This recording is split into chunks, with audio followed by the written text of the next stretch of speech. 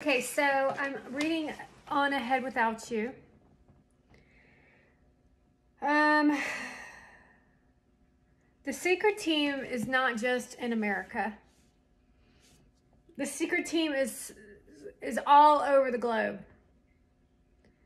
It's a secret team which I discussed with you as a one world secret team type of concern. Meaning the Soviets, also the Russians, they're the Russians now, but back then they were the Soviets, would call themselves Soviets and the Soviets. So they separate themselves from society as being them and us. It's a calculated group that doesn't just go around and abuse people, right? They call it the control of the gun. They have players. It's like a football team. And then they, don't like history. For the purpose of this historical study, the choice of the word team is the most significant. It is well known that the members of a team, as in baseball or football, are skilled professionals and they're under direct control by someone higher up. Like they have a coach. They do not plan their work. They do what their client tells them to do. For example, this is true of agents in the CIA. And then he tells a story about meditating Winston Churchill. The most memorable scene in a revelation of reality that is infrequent at best. Winston Churchill had left the Admiralty to become Prime Minister. Frequently, he would come down to the Admiralty basement on his way from number 10 Downing Street to his underground bomb-proof bedroom. He made it his practice to visit the officer in charge for up-to-date intelligence, and then stroll into the duty captain's room where there was a small bar from which he sometimes indulged in a nightcap along with his ever-present cigar, which is really bad for you. On this particular night, there had been a heavy raid on Rotterdam. He sat there meditating, and then as if to himself, he said, "Unrestricted submarine warfare, unrestricted air bombing. This is total war." He continued sitting there gazing at a large map and then said, "Time and the ocean and some guiding star and high cabal have made us what we are."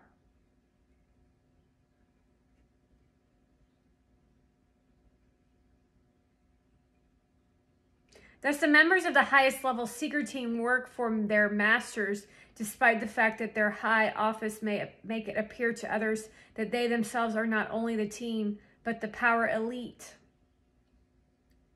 That's a story related by the Lord Denning, Master of the Rolls of Great Britain during World War II.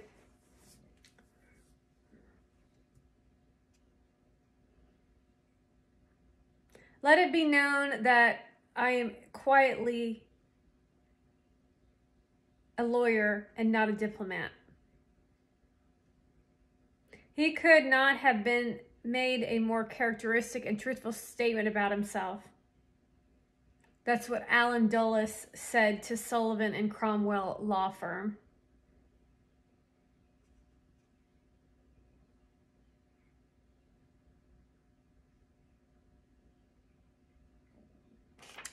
I guess I should read it from page to page, but I don't know. I feel like this is an on-the-fly reading. The secret team doesn't plan their work. Need to know basis, so not everybody knows what's going on. Like the nature of location of the problems that come to its attention and its origins derived from the sometimes elite band of men who served with the World War II Office of Strategic Services under the father of them all, General Wild Bill William Donovan, and in the old CIA. The power of the team derives from vast intra-governmental undercover infrastructure and its direct relationship with quiet, private industries, mutual funds and investment houses, universities and news media, including foreign and domestic publishing houses. The secret team has very close affiliations with element powers in more than 70 foreign countries and is able, when it chooses, to topple governments, to create governments, and to influence governments almost anywhere in the world. The secret team is responsible. He likes to imply, because you got to remember that Prouty was still alive when he wrote this. And so things that he implied in here were true, which is why he implied it, which is why he put it in the book. So the deaths of Rafael Trujillo, Nigu Din Diem, Nigo Din Nihu, Dag Hamar Skjold, excuse my accent, John F. Kennedy, Robert F. Kennedy, and Martin Luther King were all assassinated by the secret team. And others may never be revealed. But what is known is that the power of the team is enhanced by the cult of the gun and by its sometimes brutal and always arbitrary anti-communist flag waving. Even when real communism had nothing to do with the matter at hand, the secret team does not like criticism, investigation, or history, and is always prone to see the world as divided into two parts, like I was telling you. Soviets.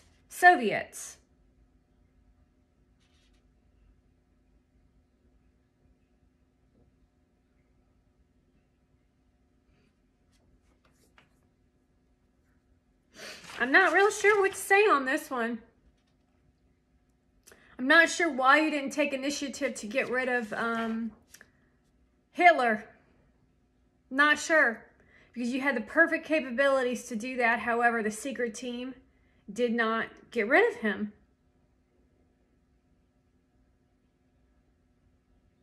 And so as a society at this time, you want to take a look at if these people are controlling the world,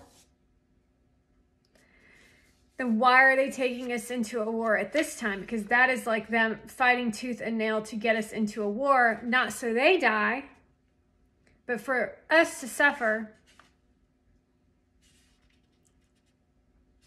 And it has everything to do with Biden being in office. You want to get that one, folks. You want to get that the secret team is a world organization, not just local, and that Obama has been flying all over the world, coercing or whatever other governments. However, I have discussed these new opportunities with everyone, and now they're on board, not everyone, but most, to take us back into peaceful living with the possibility of world peace, with the possibility of traveling into space. And I'm totally blackballed. You blackballed me.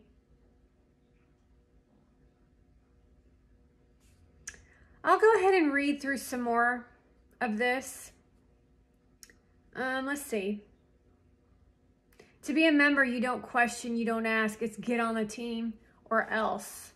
One of its most powerful weapons is the most political and powerful capitals of the world is that of exclusion. To be denied the need to know status, like being a member of the team, even though one may have all of the necessary clearances, is to be totally blackballed and eliminated from further participation. Politically, if you are cut from the team and from its insider knowledge, you are dead. In many ways and by many criteria, the secret team is the inner sanctum of a new religious order. So we've got skull and bones here.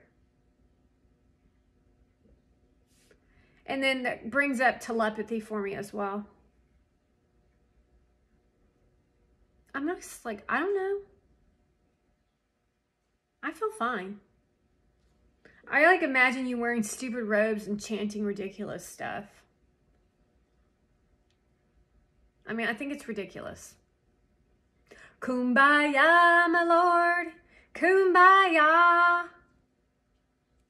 At the heart of the team, of course, are a handful of top executives of the CIA and of the National Security Council, most notably the chief White House advisor to the president on foreign policy affairs. So who's that at this time? Around them revolves a sort of inner ring of presidential officials, civilians, and military men from the Pentagon and career professionals of the intelligence community. It is often quite difficult to tell exactly who many of these men really are, because some may wear a uniform in the rank of general and really be with the CIA. So I told you not to trust anybody, because at some point Obama took control and started master manipulating a master manipulative group and then caused war. So it was like being in high school, but on like some weird level. This is like not good old boys stuff. This is evil stuff. And then the women on social media are like disgusting. And that's all the Obama affair.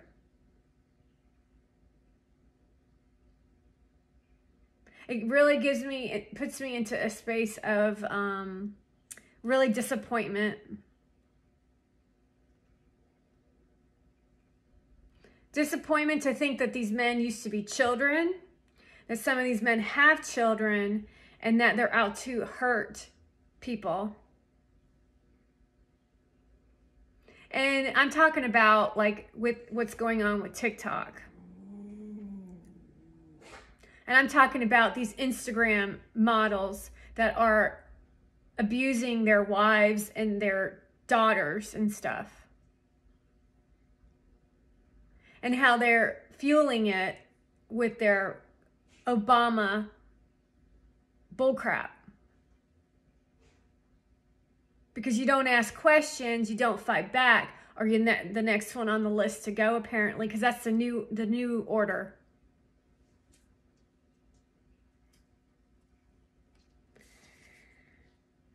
And that just makes me disgusted, really. Okay, so around them revolves a sort of inner ring of presidential officials, civilians, and military men from the Pentagon and career professionals of the intelligence community. There's an idiot who does what I do, sort of. He's not very good at it. He's violent. And he actually wrote a book about it. He's fat and ugly, and he's gross, and I hope you die. Because he's old and out of shape, and he eats like crap.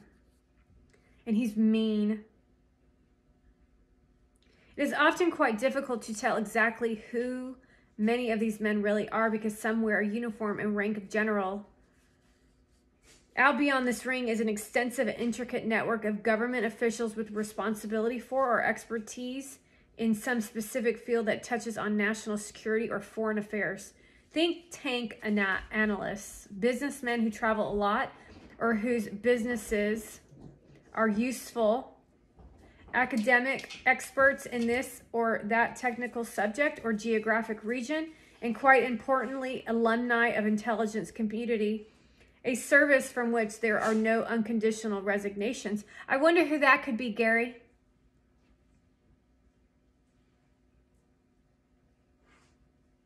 I wonder who that could be, Gary Vaynerchuk.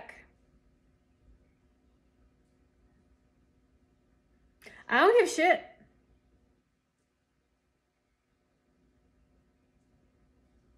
You are a ridiculous human being because you chose yourself over our relationship, and that's the truth.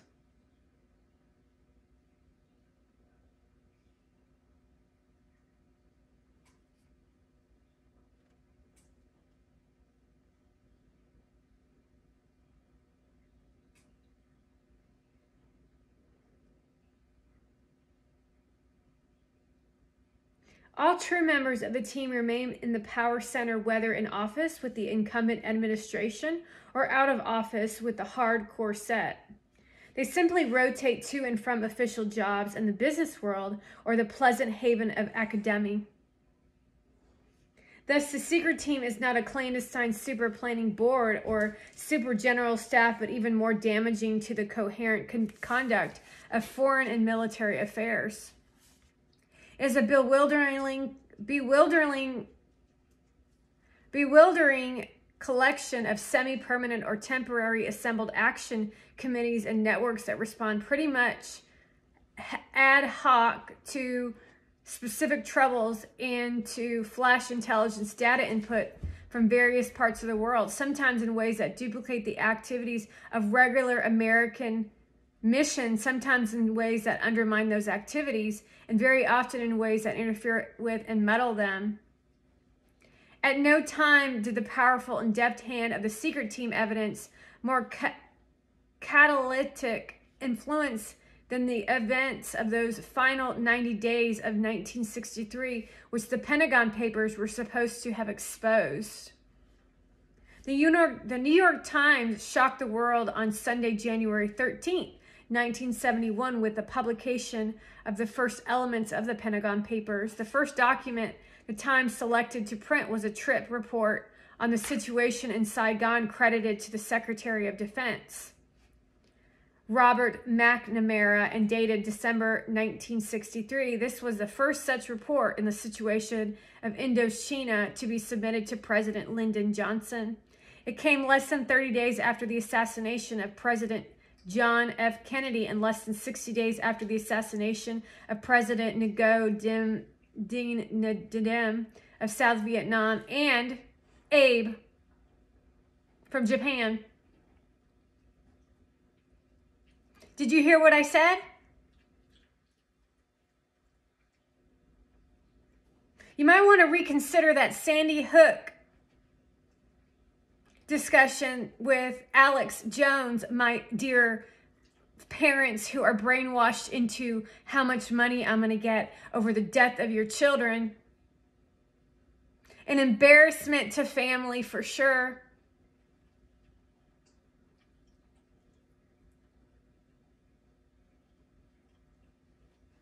Wow, y'all are really messed up is all I can say. All of you. Whether from some inner wisdom or real prescience or merely simply random selection. I wonder why you went to Turkey, to Bodrum, to Monte Carlo, to Cannes, to Belarus, to Canada, to, what's the other one you went to? Miami. I wonder where else you took her without me knowing.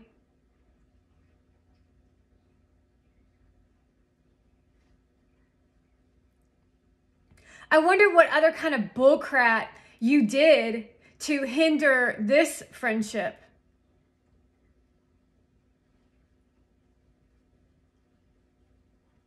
Like you're some sort of James Bond, all of you.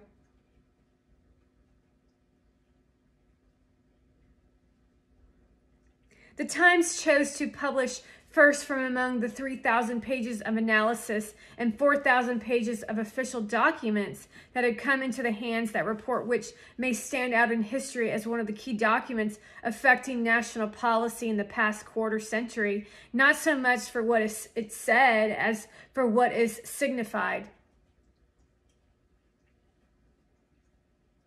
This report is a primal example of how the secret team acts foolish, embarrasses people, and abuses them, which has gained so much control over the vital foreign and political activities of the government functions. Most observers might have expected that the inner group of men who have worked so closely with President Kennedy for 3 years would have lost heart in those days following his tragic death, but they didn't care. They burst forth.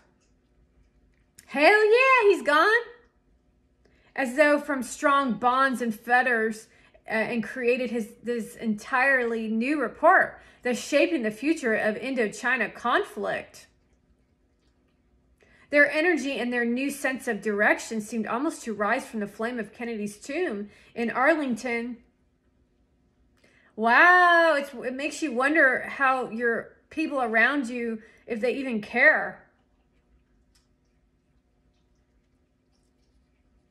During those hectic months of late summer in '63, when the Kennedy administration appeared to be frustrated and disenchanted after the 10-year regime of Diem in Saigon, it approved the plans for the military coup d'etat that would overthrow President Diem and get rid of his brother Nhu. The Kennedy administration gave its support to a cabal of Vietnamese. And I want to know what that Ho has to do with all of this. Now, I want to know what this Ho and all of this has to do with any of this, except for she's the go in, the get in.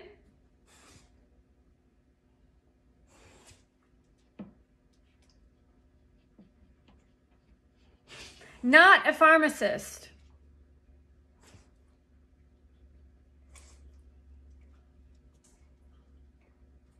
Not a pharmacist, a psychopath whose uncle is seen in Canada at the shopping center hiding in the background, and he ain't right.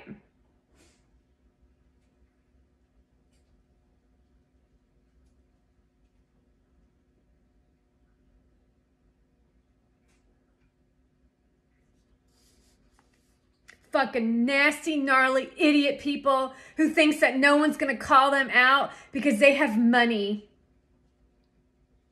My life is worthless. And that's the fucking truth. You think this is the life that I planned for myself?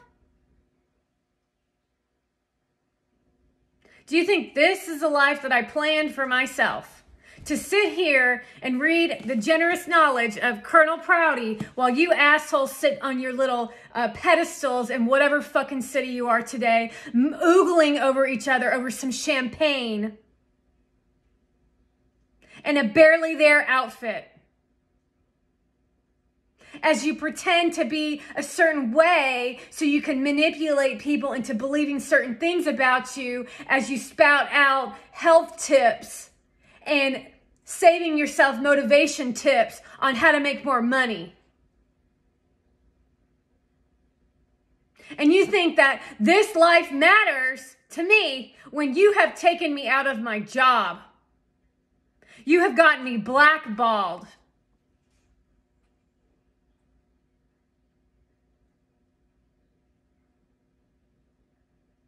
And you still do absolutely nothing. The more I talk about it, the more I say about it, the more I shove it in your face and shove it up your asses, you still do nothing.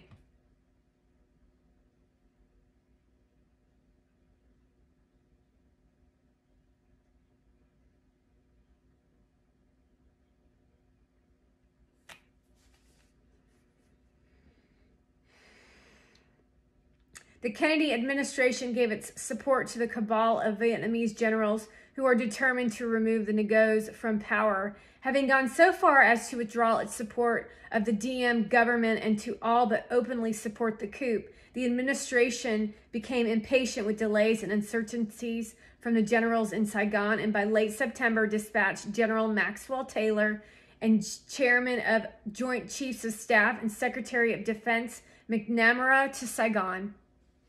Upon their return following the brief trip, they submitted a report to Kennedy with the proper chronology was the one immediately preceding the remarkable one of December 21st, 1963. This earlier report said, among other things, there is no valid evidence of the possibility of a successful coup, although assassination of Diem and Nhu is always a possibility.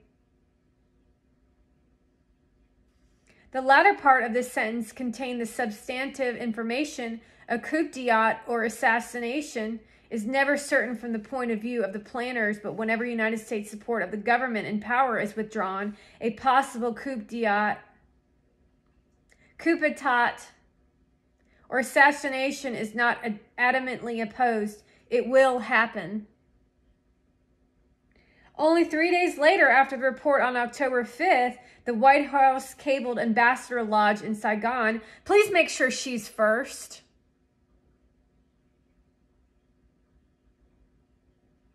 There should be urgent cover effort to identify and build contact and possible alternate leadership.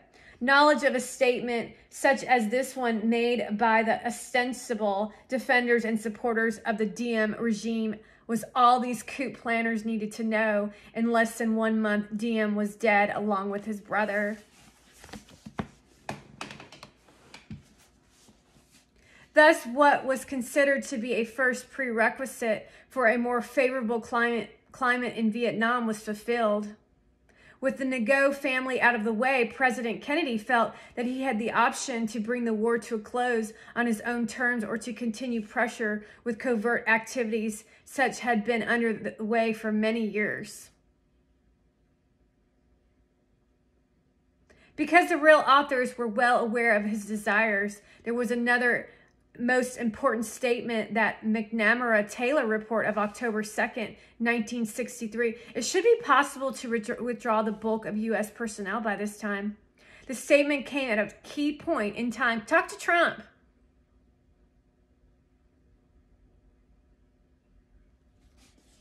Like the others, it was written by secret team insiders who knew the president's mind and how far they could go in setting forth ideas which he would accept and yet be acceptable to their own plans, as if that they would live forever.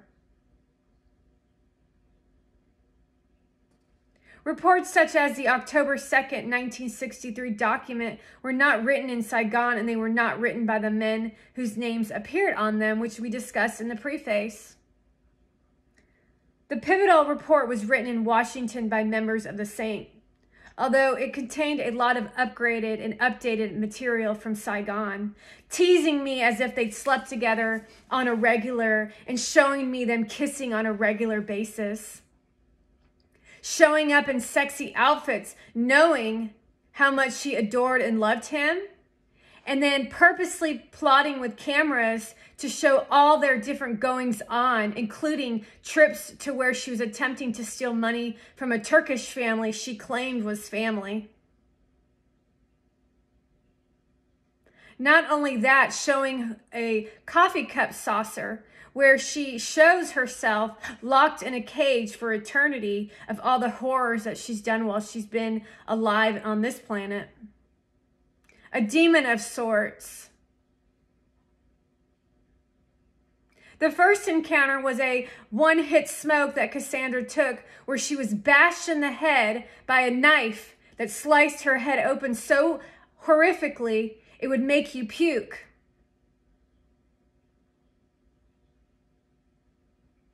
Constant abuse of physical pain every time her face showed in her feed, so intense that most people would never survive.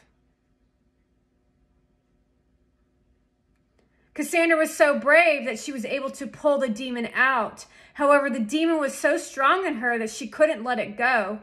So she played along with the movie called In Love, a documentary on what it's like to really be in love. However, she opted to intensely attempt to seduce the man that she called her boyfriend on a regular basis to prove something for herself.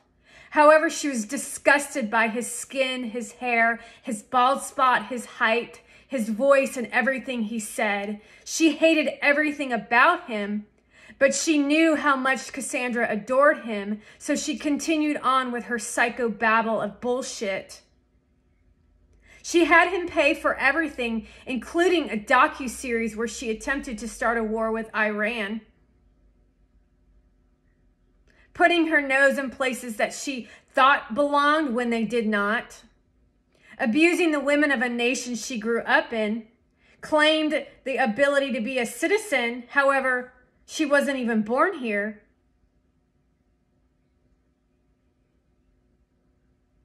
The Miami experience where she raped a man with her friend because they drugged him, and her part in the cartel of transporting cocaine. Everywhere they went just so happens to be a photographer waiting to take their photo to show Cassandra exactly what they were doing and how the evening would turn into something provocative.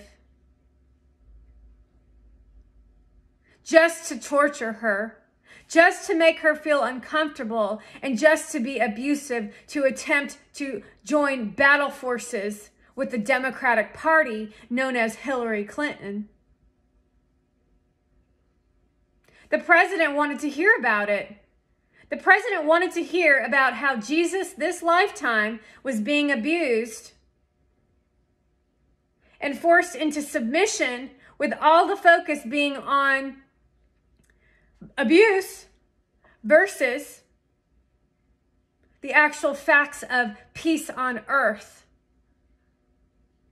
Mind guiding with blunt force trauma by Pelosi, Hillary Clinton,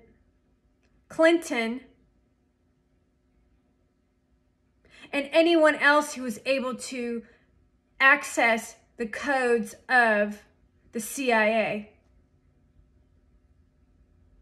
She laid at night in bed and cried, Cassandra did, wishing they would leave her alone, but it never stopped. Not even when they attempted to teach the young millennials how to do it too, to the point where they stabbed her in the chest violently. Cassandra videotaped it as proof, yet still nobody came.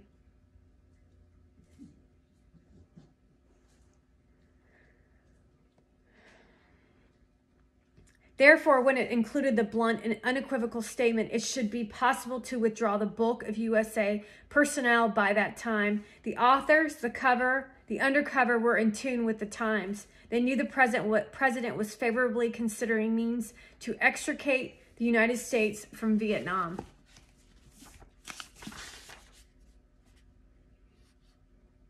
And that is all I have for you at this time. I hope you're enjoying your romantic weekend together, wherever it may be. I'll be looking for your photos, and I'll be looking to share all the nonsense that you're up to. From the word of the law to the interpretation, President Kennedy attempts to put the CIA under control. It shall be the duty of the agency to advise, to coordinate, to correlate, and evaluate, and disseminate, and to perform services of common concern.